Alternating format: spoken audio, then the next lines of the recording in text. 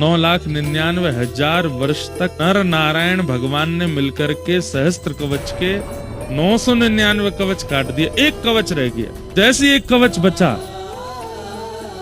दौड़ करके सूर्य नारायण भगवान के पास गया, बोले भगवान आपने ही मुझे सहस्त्र कवच दिए थे, नर नारायण ने मिलके 999 काट दिए, मेरी रक्षा करो, एक कवच बचा है बस। सूर्य नारायण ने उसको अपनी सन्निधि प्रदान कर दी। फिर कालांतर में द्वापर में कुंती को एक संत ने मंत्र दिया था कि इस मंत्र का उच्चारण करके जिस देवता को बुलाओगे वो आ जाएगा। और कुंती ने जब उस मंत्र का उच्चारण किया तो सूर्य नारायण प्रकट हो गए। कुंती बोली मैंने तो ऐसे ही बुलाया आपको, मुझे कुछ चाहिए नहीं आपसे, मैं तो देखना चाह रही थी मंत्र में शक्ति है कि नहीं।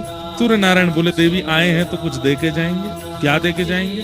तो सूर्य नारायण भगवान बोले हम अपने समान एक पुत्र आपको देते हैं जिसका नाम था कर्ण। वही कर्ण जो सहस्त्र कवच था, जिसके 999 कवच कट चुके थे, एक कवच बचा था, वही कर्ण कुंती के पुत्र बने। और उसके बाद कृष्ण और अर्जुन, नर नारायण ही कृष्ण अर्जुन के रूप में प्रकट। जहाँ पर नारायण श्री कृष्ण बने हैं और अर्जुन भी अर्जुन बन के आए हैं। इन्होंने फिर कर्ण के साथ में युद्ध किया। लेकिन अब वही है कि कवच 1000 वर्ष से पहले तो कटेगा, युद्ध करना है, महाभारत का युद्ध होना, तो क्या करें? और मृत्यु नर नारायण के हाथ ही होनी है। तब फिर इंद्र को माध्यम बनाया और इंद्र ने आकर के भरी बीच युद्ध मैदान में ब्राह्मण का रूप धारण किया और दानवीर कर्ण से कहा कि मुझे दान दो। सारथी मना कर रहा है कर्ण को कि युद्ध मैदान के बीच में कोई दान नहीं होगा, लेकिन कर्ण कह रहे हैं मैं अपना नियम नहीं तोड़ूंगा, कि जो मांगेंगे सो दूंगा।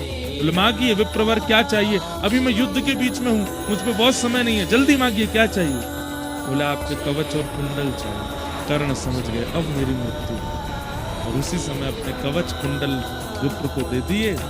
और सहस्त्र कवच का इतने युगों बाद जाकर के फिर तो वही नर नारायण यहाँ पर विराजमान। इधर सुबह उठते ही सबसे पहले क्या करना है आप लोगों को? सूर्य नारायण भगवान को प्रणाम करो। उसके बाद ये पर्वत साक्षात नारायण भगवान है, इनको प्रणाम करो। ये पर्वत साक्षात नर हैं, इनको प्रणाम करो। इन दोनों को वंदन करो, नर नारायण।